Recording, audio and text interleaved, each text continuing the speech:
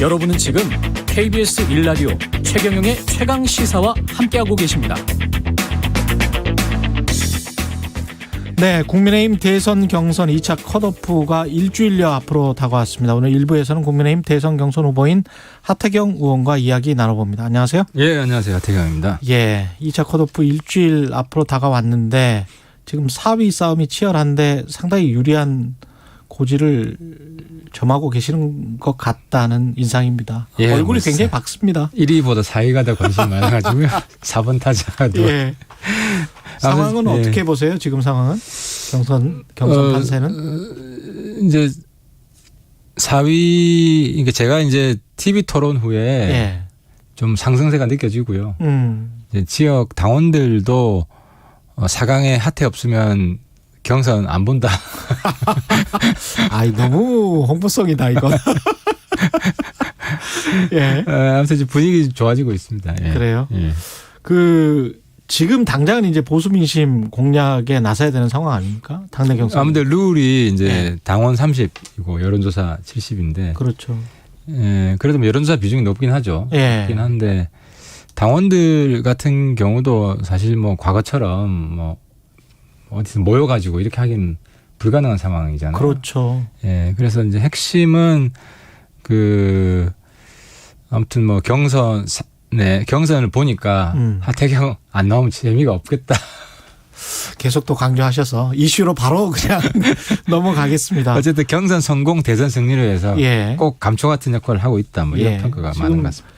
홍준표, 윤석열이 치열하게 1위 다툼을 벌이고 있고 약간 예. 격차가 있는 3위 유승민 그렇죠. 그리고 하태경과 뭐 최재형 정도 뭐 아무튼 몇 분 계시죠. 예, 몇 분 계시고 원희룡 뭐 다 이렇게 오차 범위에 있습니다. 오차 범위네. 예. 그렇게 있습니다.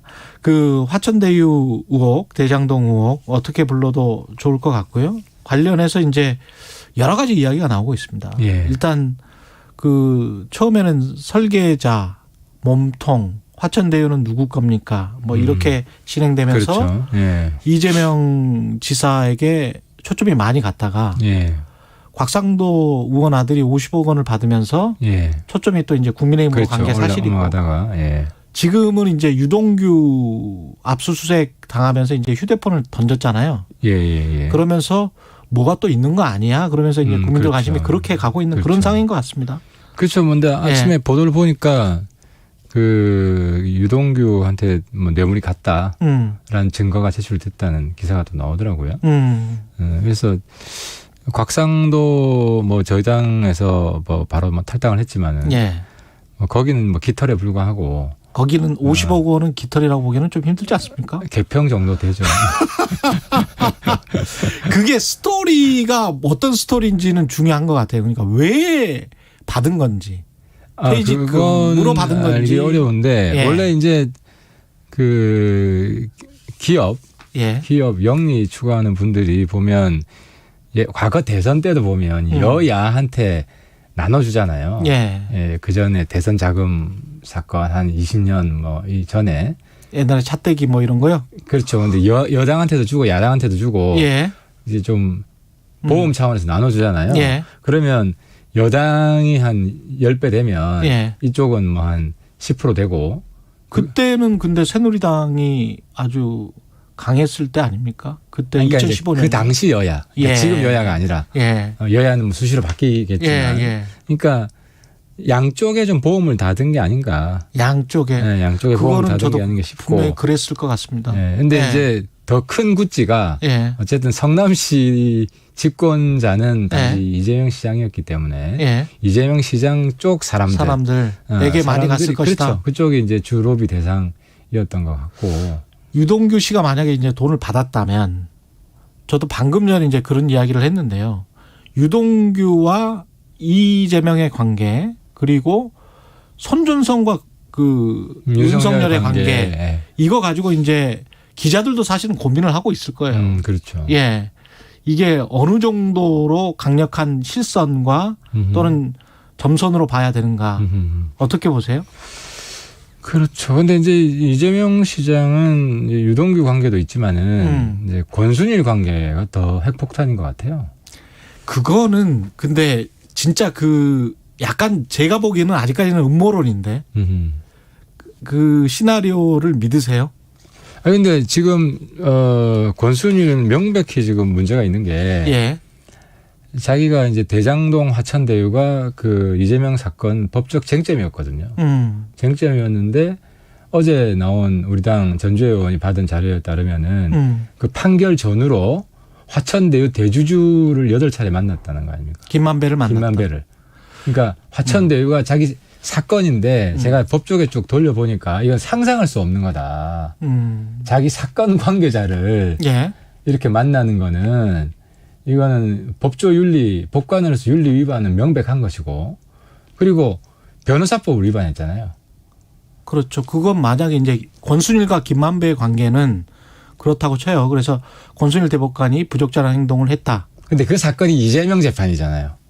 그 사건이 이재명 재판을 위해서 김만배를 통해서 권순일의 재판 로비 내지 거래 그 이후까지 상황을 보면 근데 이거는 지금 말씀하시는 거는 시점과 만난 횟수만 나와 있거든요. 저도 그 기사를 곰곰이 봤는데 시점과 만난 횟수만 그러니까 만남 있는데. 자체가 부적절한 만남이라는 거죠. 아, 그건 맞아요. 보통 대법관 입장에서는 예. 이건 상상 불가능한 그거는 맞는데 만남이고. 이 시나리오가 되려면 김만배는 이재명의 거의 지시를 받는 김만배가 이재명의 핵심 측근이어야 김만배가 이재명을 구명하기 위해서 권순일을 만났고 권순일 대법관이 무죄 취지로 의견을 전달해서 이재명은 선거법 위반이 안 되고 그렇게 됨으로써 정치적으로 기사회생해서 권순일 대법관에게 화천대유 측에서 월 고문료 1,500만 원을 줬다. 그러니까 이렇게 이 시나리오인데 지금 이제 확실한 거는 너무 조악한 거예요. 이 상황은. 그러니까 이렇게 이야기할 수 있죠. 이제 검찰 입장에서는 예.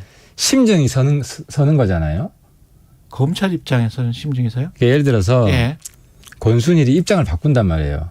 유사한 사건의 몇 년 전 재판에서는 이재명 사건과 유사한 사건에 유죄를 때렸는데 예. 이 사건에는 무죄를 때리잖아요. 논리를 예. 개발해가지고. 예. 그잖아요. 예. 근데 변호사법 위반은 확실해요. 위반했어요. 변호사법 위반은 김만배와의 만남을 말씀하시는 아니 거고요? 그 화천대유 가서 돈 받은 거. 요즘 화천대유 대법관 가서- 출신들은 고문으로서 돈 받은 그렇죠. 거. 변호사 등록도 안 하고 예. 거기서 이제 돈을 예, 받은 것 자체가 예. 변호사법 위반이기 때문에 예. 제가 여기서 강조하고 싶은 이야기는 예. 이분은 바로 법 위반은 확실한 게 있기 때문에 현재 그렇죠. 있죠. 구속 수사를 해야 돼요. 권순일을 구속 수사를 해야 네, 된다. 그리고 압수수색을 해야 되고. 그렇게는 주장할 수 있다고 봅니다. 그렇죠. 예. 고까지죠. 예. 고까지고 뭐 여기서 논리적으로 더 나가는 거는 약간 좀 비약이라고 생각하지만 위험해요. 왜냐하면 어쨌든 그거는 그렇게 해버리면 연희동 주택과 관련해서 온갖 지금 추측들이 나오잖아요. 그렇죠. 근데 그거는 저는 아니라고 보거든요. 그래서 저도 뭐 비약하기는 뭐 저도 그거는 이 시점에서는 예. 어렵다고 보고. 그렇죠. 근데 어쨌든 가장 충격적이고 심각한 화약권 여기에 있다. 권순일 사건 여러 가지 정황으로 보면 여기에 있고 그래서 그 어떤 사람들보다도 어쨌든 뭐 검찰에서는 수사에 착수했다는 지금 보도가 나오긴 한데 예. 그 우리 사회의 법상식으로도 그렇고 예. 대법관이 재판 거래 정황이 있다는 사실 하나만으로도 그리고 명확한 위법 사실이 있다는 것만으로도 권순일에 대한 구속 수사와 압수수색 시급하게 해야 된다는 거죠. 그거는 옳은 말씀 같은데요. 근데 이제 일리 있는 지적 같은데 또 다른 측면으로 보자면 고문을 했던 사람들이 이 권순일 대법관 빼고는 거의 대부분이 검사들이란 말입니다. 그러니까 다른 사람들은 예. 아직도 곽상도 의원은 국민들 눈높이에서 상당히 과잉이고 부적절하지만 예. 법적인 측면에서는 애매한 면이 있어요. 그러니까 다른 검사장 출신이랄지 검찰총장이랄지 그렇죠. 이런 사람들은 고문을 했던 게 이제 관행적이었다. 그건 아니 자기가 변호사로 할 수 있잖아요. 박영수 예. 특검도 지금 55 클럽에 이름이 올라가 있지만 예. 명확한 증거가 없고. 근데 권순일은 위법 사실이 명확하거든요. 변호사로 등록도 하지 않고. 너무 기간이 짧았기 때문에 대법관이었기 때문에 그렇죠. 대법관 예. 출신은 변호사 안 한대요. 근데 대법관 하기도 어려워서 등록도 안 했단 말이에요. 근데 실제로는 돈을 받았단 말이죠. 그 부분을 지적하시네요. 이 관련해서 권순일도 거기다 자기 사건에 예. 화천 자기 예. 사건에 법률 자문을 했다는 것 자체가 예. 굉장히 악성이라고 봐야죠. 알겠습니다. 관련해서 이 대장동 의혹은 이 여당 내에서는 이제 합동수사본부 이야기 나오고 있고요. 검찰 수사 계속 빠르게 진행되는 거 놔두자는 주장, 합동수사본부 하자는 주장, 야당은 특검으로 가자는 주장 이렇게 되지 않습니까? 왜 특검으로 가야 됩니까? 그러니까 이게 특검이 잘 안 될 건데 뭐 이런 주장을 하시는 분이 있는데 특검이 안 되더라도 이 올해 내에 언젠가는 될 수 있다라는 압박을 주는 것 자체가 예. 수사를 열심히 하게 합니다. 그러니까 지금 검찰들도 이제 나중에 문제가 될 수 있잖아요. 예. 수사를 좀 대충대충 하면 나중에 특검에서 다 밝혀지거든요. 한 번 수사를 해도 이건 반드시 특검하게 돼 있어요. 어떤 시점에서는. 예. 그러면 그다음 특검을 하게 된다고 하면 지금 검사도 축소수사, 은폐수사 그 비판을 안 듣기 위해서라도 더 열심히 해요. 그래서 우리 입장은 특검, 그리고 국민 여론이 대다수가 지금 특검을 바라고 있고 민주당에서도 지금 특검을 해야 된다는 목소리가 나오잖아요. 그리고 이게 굉장히 큰 게 만약에 이재명 후보가 돼서 대통령이 된다고 칩시다. 예. 탄핵 사태 갑니다. 만약에 이재명 후보가 돈을 받았거나 뭔가 됐다면 나중에 밝혀지면 그러면 큰일 나죠. 그렇죠. 근데 지금 이제 국민의힘 쪽이 많이 잔뜩 밝혀진다면 어떻게 해야? 그건 개별적인 사안이잖아요. 개별적인 사안이다 그건. 그렇죠. 예를 들어 곽상도 의원하고 예. 뭐 우리 당에 누구랑 관련돼 있다는 이런 거 전혀 없잖아요. 그러면 역으로 가장 유력한 후보 중에 한 명인 윤석열 후보의 고발 사주 의혹과 관련해서 손중선 보냄의 손준성이 검사였다. 다른 검사들도 관여됐다는 게 사실로 확인됐다. 이게 이제까지 이제 그건 너무 좀 비약이라는 거지. 그러니까 아니 그거까지는 이제 사실인데. 아니 손준성이 예. 관여됐다는 것도 어제 보니까 예. 혐의점을 확인 못했다고 검찰에서 얘기하더라고. 어제 보도도 약간 과장 보도예요. 그래요? 예, 어제 검찰 발표를 쭉 보면 혐의점 확인된 건 전혀 없대요. 그러니까 어제 보도도 좀 지나친 거고, 그러니까 새로운 사실 확인된 게 없다는 거고. 혐의점이 확인됐. 그럼에도 불구하고 그 손중선 보냄의 손준성 검사가 맞다는 거 아니에요? 관여 정도가 어느 정도인지 불법의 정도가 어느 정도인지는 전혀 확인하지 못했고. 그거는 아직은 모르죠. 그러니까 전혀 확인한 것도 없이 이제 공처를 보낸 거예요. 근데 이제 핵심은 검사들이 제가 이 말씀 드릴게요. 그러니까 윤석열하고 손준성 관계는 누구나 측근이 아니라고 보는 게 추미애 후보가 입증을 해줬어요. 청와대에서도 민주당에서도 손준성이 그 자리에 있는 걸 바란 사람이 많다. 그래서 자기가 인사조치 못했다.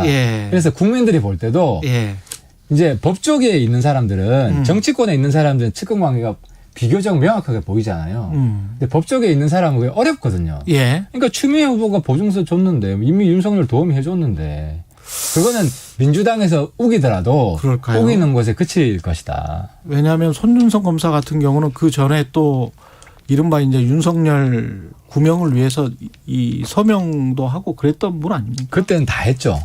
아니 몇 분 안 했던데. 아니 그때 꽤 거의 다 했죠. 그러니까 어쨌든 추미애 후보의 발언이 있기 때문에 이거는 윤석열 측근으로 몰아가기에 상당히 무리수가 있다고 봅니다. 알겠습니다. 그 대북 문제도 전문가시기 때문에 지금 돌아가는 게 제 느낌은 어떤 또 뉘앙스, 박수현 청와대 수석의 뉘앙스나 이런 거는 뭔가 진전이 되고 있는 것 같은데요. 하고 싶겠죠, 당연히. 지금 임기 내 가장 큰 치적으로 삼고 싶어 하잖아요. 하고 싶은데 저는 어렵다고 봅니다. 두 가지 이유인데 하나는 비핵화 하겠습니까? 북한이. 비핵화를 전제하지 않는 어떤 다른 거라도 조금이라도 가능한 게 뭐가 미국이 하겠습니까? 그러니까 한국은 다른 게 있지 않을까요? 아니, 그러니까 미국 입장에서는 다른 어떤 북한 입장에서는 핵 문제 진전 아니면은 뭐 기대할 게 없잖아요. 미국 입장에선. 그러니까 북한 입장에서도 미국과 관계 개선이 돼야 우리 남쪽을 징검다리 잡는 거지. 미국과 진전이 없는데 남쪽만을 위해서 남쪽에서는 뭐 얻을 게 뭐가 있어요? 트럼프가 그때 이야기한 것처럼 빅 스텝이 아니라도 스몰 스텝이라도. 미국은 거의 뭐 이제 기대하고 있지 않거든요. 그래요? 북한이 뭐 비핵화 뭐 어떤 변화된 입장을 내세운다는 게 그래서 미국은 지금 외교적 레토릭으로 예. 우리가 뭐 적대하지 않는다 말을 할 뿐이지 실제로 북미 정상회담 될 가능성은 거의 없고요. 또 한 가지가 남북 정상회담은 어떻게 보세요? 그러니까 이제 북미 정상회담 될 가능 없으면 북한 입장에서 남북 정상회담 굳이 할 이유가 없는 거죠. 이건 징검다리인데. 그럼 종전선언이나 이런 것도 전혀 가능성이 없다. 그렇죠. 미국이 해야 아, 종전선언은 비핵화 진전이 된다는 전제하에 이제 미국도 예. 들여다보는 거라서 예. 뭐 그럴 가능성이 없기 때문에 미국 입장에서 관심이 없고요. 그리고 또 하나는 변수가 정상회담 하면 많은 사람들이 섞여야 되잖아요. 아, 한 명만 북한에 들어가면 코로나가 거기는 사회가 마비되거든요. 한국으로 오는 거는 어떻게 생각하세요? 그러니까 한국을 올 수가 없죠. 한국으로 올 수가 없다. 한국으로 이거 어쨌든 사람이 코로나에 감염될까봐. 한 사람이라도 감염되면 아. 큰일 나거든요. 그렇군요. 북한의 의료 체계나 뭐 이런 것들 그렇죠. 염두에 두시고 말씀하시는 그러니까 거죠. 저 예. 국경 봉쇄하고 국경에 있는 사람 총선하고 이런 일이 벌어져요. 알겠습니다. 오늘 여기까지 하겠습니다. 국민의힘 하태경 의원이었습니다. 고맙습니다. 예, 수고하셨습니다. 예.